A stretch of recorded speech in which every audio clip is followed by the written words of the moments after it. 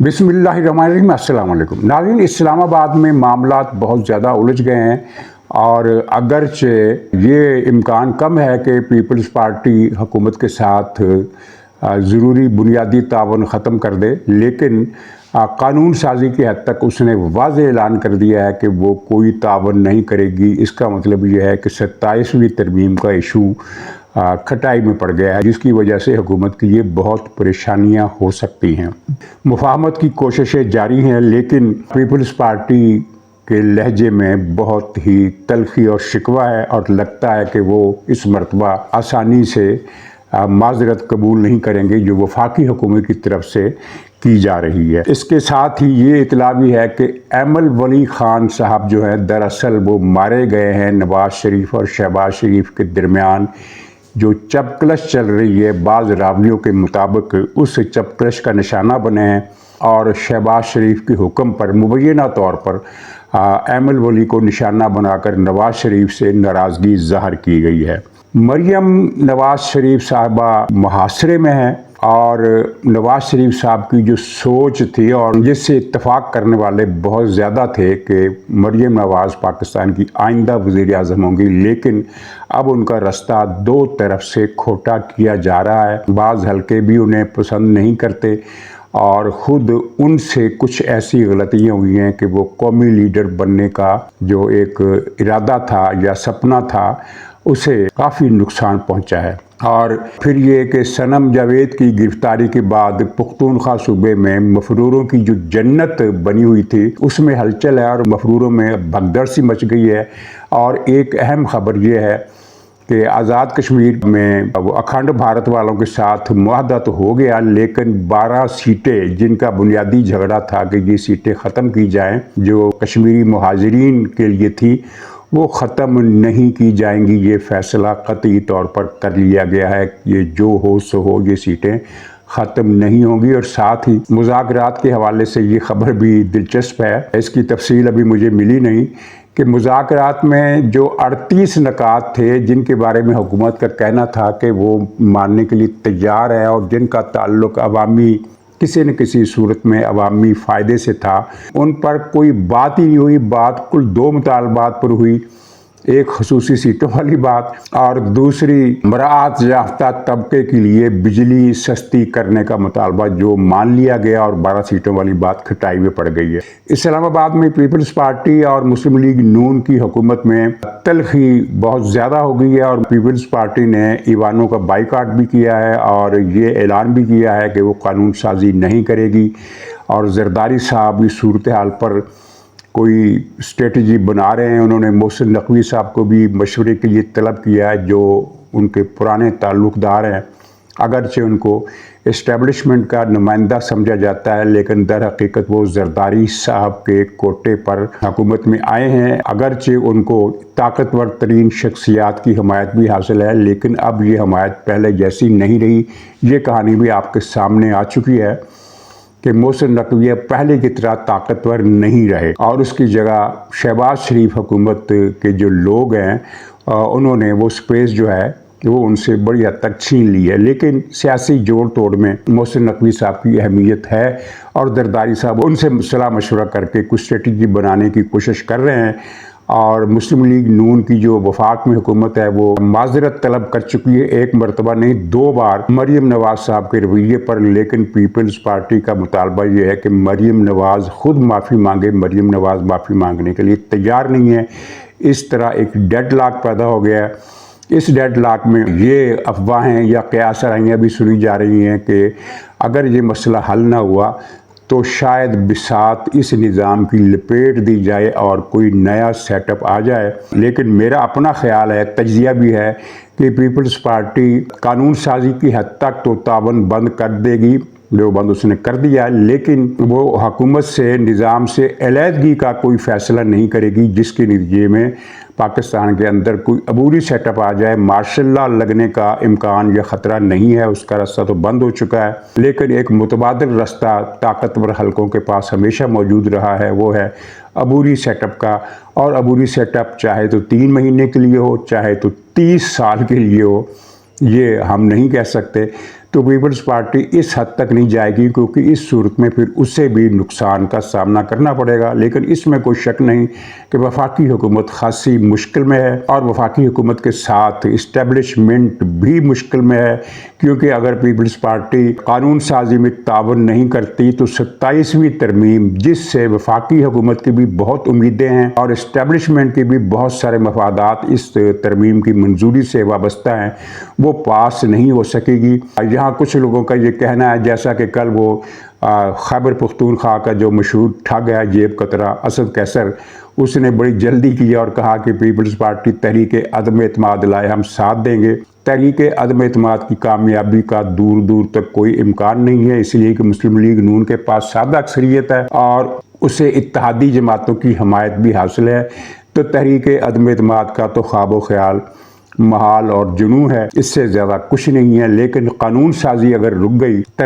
آئین میں ترمیم کا رستہ رک گیا، تو سادہ قانون سازی ہے، عام روٹین کی قانون سازی، وہ تو نہیں رکے گی، کیونکہ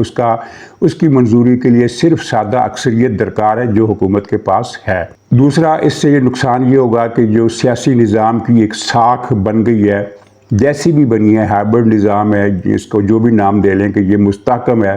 اس کے استحکام کو زگ پہنچے گی، وہ تاثر خراب ہوگا۔ صرف پاکستان کے اندر ہی نہیں، پاکستان کے باہر بھی اس نظام کی کمزوری کا تاثر جائے گا، اور بظاہر یہ معاملہ جلدی سلجھتا ہوا نظر نہیں آتا، کیونکہ مریم نواز معافی مانگنے کے لیے تیار نہیں۔ دوسری طرف پیپلز پارٹی کہہ رہی ہے کہ ہم نے قدم قدم پر اس حکومت کا ساتھ دیا اور مریم نواز کا بھی ساتھ دیا۔ جب عمران خان کی حکومت تھی اور سندھ میں پیپلز پارٹی کی حکومت تھی، تو کیپٹن صفدر اور مریم کے کمرے پر جس طرح ایک غلط اور توہین آمیز طریقے سے چھاپا مار کر ان کی تذلیل کی گئی، تو بلاول بھٹو نے ایکشن لیا تھا اور آؤٹ آف دی وے جا کر مریم کا ساتھ دیا تھا، گویا کہ اسٹیبلشمنٹ سے ٹکرا گئے تھے۔ لیکن پیپلز پارٹی کہہ رہی ہے کہ اب وہی مریم پیپلز پارٹی کا اور سندھ کے عوام کا بڑے تحقیر آمیز انداز میں ذکر کر رہی ہیں، ان پر طنز کر رہی ہیں، انہیں بہت ایسے نامناسب الفاظ سے وہ بیانات دے رہی ہیں جن کی وجہ سے سندھی عوام کے دل زخمی ہو گئے ہیں اور پیپلز پارٹی کو صدمہ پہنچا ہے۔ مریم نواز صاحبہ نے پچھلے دنوں 3-4 مرتبہ پنجاب کا ذکر کیا اور کہا کہ پنجابی سے زیادتی نہیں ہونے دی جائے گی، اور پنجاب کی طرف انگلی جو اٹھے گی اسے میں کاٹ دوں گی، اور پنجاب پر تنقید برداشت نہیں کروں گی۔ یہ بات انہوں نے تواتر سے کہی،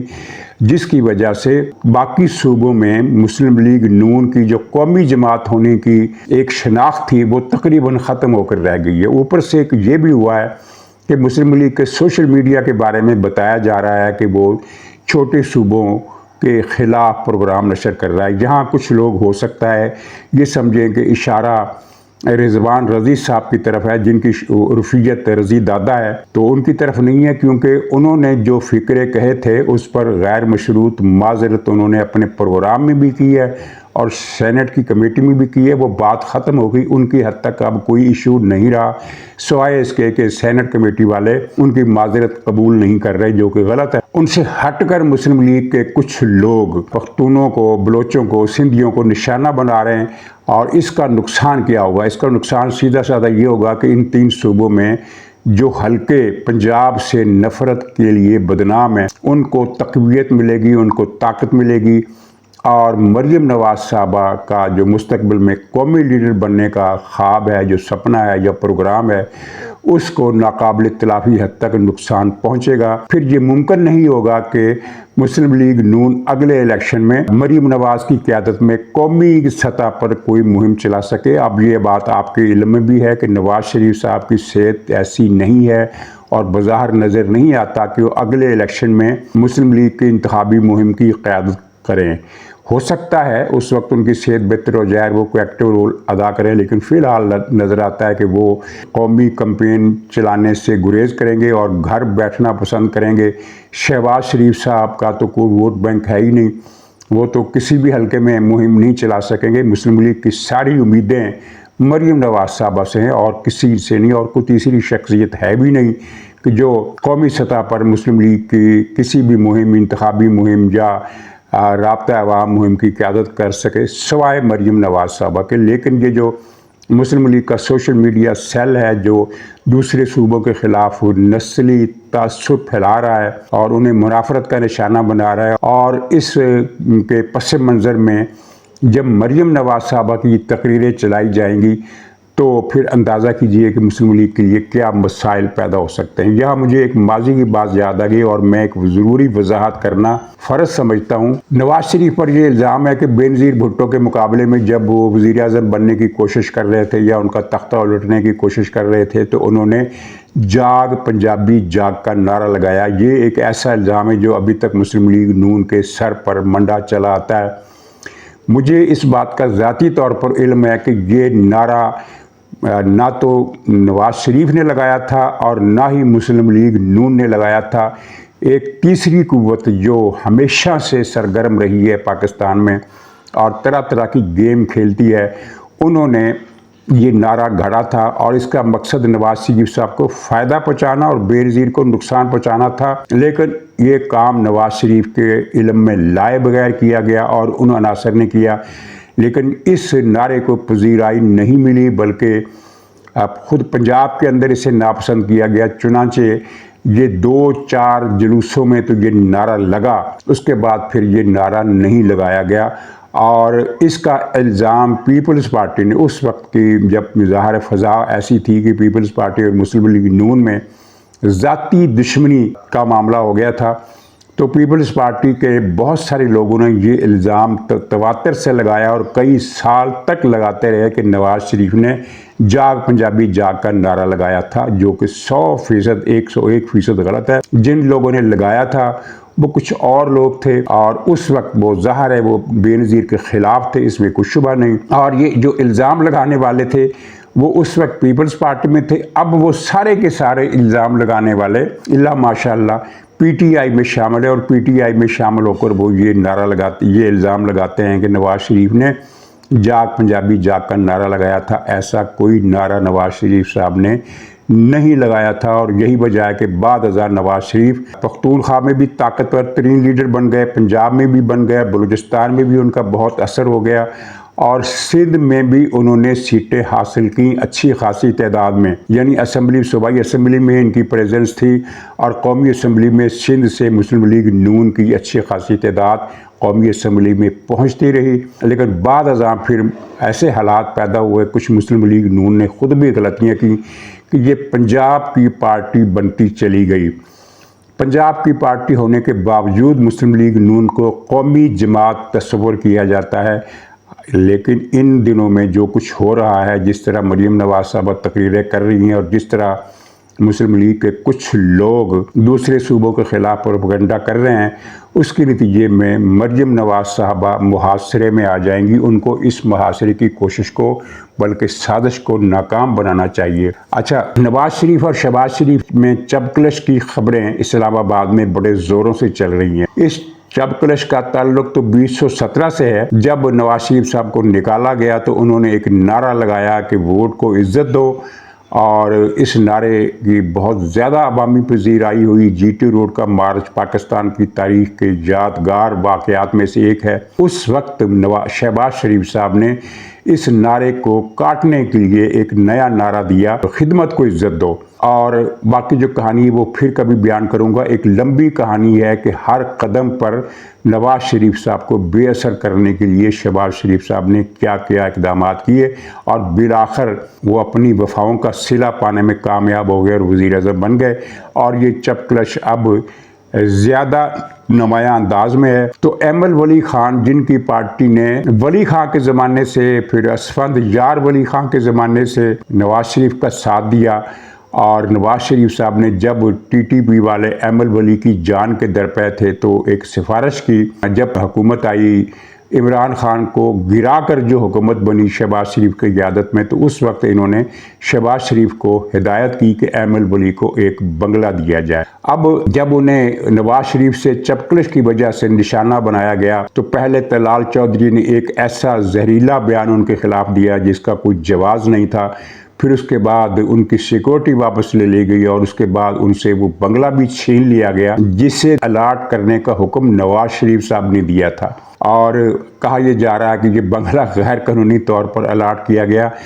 تو شہباز شریف کی حکومت نے جو عمران خان کے بعد بنی تھی، تحریک عدم اعتماد کی کامیابی کے بعد، کچھ 100 کے قریب لوگوں کو بنگلے دیے اور سب کے سب میرٹ کے خلاف تھے، میرٹ کے خلاف بنگلے دیے گئے، اور ان میں ایمل ولی خان بھی شامل تھے۔